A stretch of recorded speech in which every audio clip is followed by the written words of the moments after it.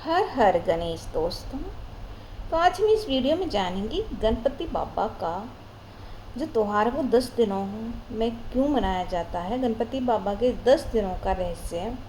हर साल भाद्रपद मास के शुक्ल पक्ष को ही चतुर्थी को पूरे भारत में गणेश चतुर्थी का पर्व धूमधाम से मनाया जाता है। इस दिन से घरों और पंडालों में गणेश जी की मूर्ति स्थापित की जाती है। ढोल नगाड़ों की गूंज, भक्ति गीतों का स्वर और आरती की धुन से वातावरण पूरी तरह से भक्तिमय हो उठता है। माना जाता है कि इन दिनों में गणपति बप्पा स्वयं पृथ्वी पर आकर अपने भक्तों के घरों में निवास करते हैं और उन पर अपनी कृपा बरसाते हैं, उन्हें सुख समृद्धि का आशीर्वाद प्रदान करते हैं।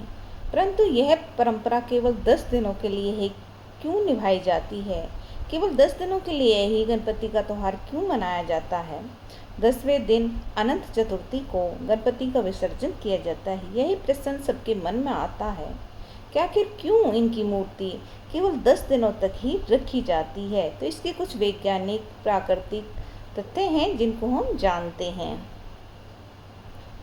मान्यता है कि एक बार माता पार्वती ने अपने शरीर की मिट्टी से गणेश जी की रचना की और उन्हें अपने द्वार पर पहरेदार बना दिया। जब भगवान शिव वहां आए और प्रवेश करना चाहा तो गणेश जी ने उन्हें रोक दिया।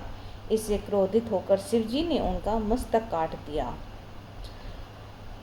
और गणेश जी की मृत्यु हो गई। इससे माता पार्वती अत्यंत क्रोधित हुई। यह देखकर माता पार्वती व्यथित हो गई और सृष्टि का विनाश करने का संकल्प ले लिया। तब शिव जी ने हाथी का सिर लाकर गणेश जी को पुनः जीवित किया और उन्हें देवताओं में प्रथम पूज्य होने का वरदान भी दिया। यही कारण है कि गणेश जी को हर कार्य से पहले पूजा जाता है और उनका आगमन धरती पर पवित्रता और मंगल का प्रतीक माना जाता है। इसलिए गणेश जी की सर्वप्रथम पूजा की जाती है। अगर आपको मेरी वीडियो पसंद आए तो प्लीज़ लाइक शेयर करें। जब भक्त 10 दिनों तक गणपति की सेवा और पूजा करते हैं तो यह केवल भक्ति का उत्सव नहीं होता बल्कि उस दिव्य ऊर्जा को आत्मसात करने का अवसर भी होता है जिसे गणेश जी का आशीर्वाद माना जाता है।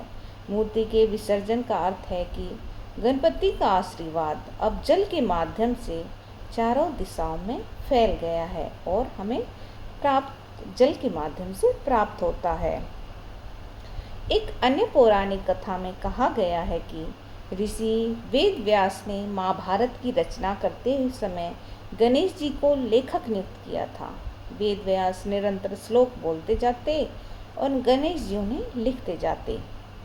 इस कठिन कार्य में उन्होंने लगातार 10 दिनों तक जप किया, तप किया और अद्भुत धैर्य और ज्ञान प्राप्त किया। इसी घटना की स्मृति में गणेश चतुर्थी से अनंत चतुर्दशी तक उनका पूजन करने की परंपरा चली जा रही है। व्यवहारिक दृष्टि से अगर देखा जाए तो गणेश जी की मूर्ति प्राय मिट्टी से बनी होती है।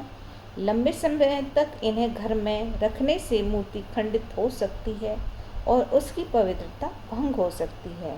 इसलिए परंपरा बनी कि केवल 10 दिनों तक उन्हें पूरे विधि विधान से पूजा जाए और फिर जल में विसर्जित करके उन्हें सम्मानपूर्वक विदाई दी जाए। ऐसी भी एक मान्यता है। विसर्जन का क्षण भक्तों के लिए भावुकता से भरा होता है। भक्त बहुत ही भावुक हो जाते हैं। ढोल नगाड़ों नाच गानों के बीच भक्त गणपति बप्पा मोरया, अगले बरस तू जल्दी आ कहते हुए उन्हें विदा करते हैं और ऐसा नारा लगाते हैं। यह केवल एक धार्मिक अनुष्ठान नहीं बल्कि जीवन का संदेश भी है कि संसार में कुछ भी स्थायी नहीं होता है। जो आया है उसे एक दिन इस धरती से अवश्य ही जाना होता है। इस प्रकार गणेश जी की मूर्ति को केवल 10 दिनों तक रखने की परंपरा पौराणिक कथा, धार्मिक आस्था और प्रकृति के नियमों से जुड़ी हुई है।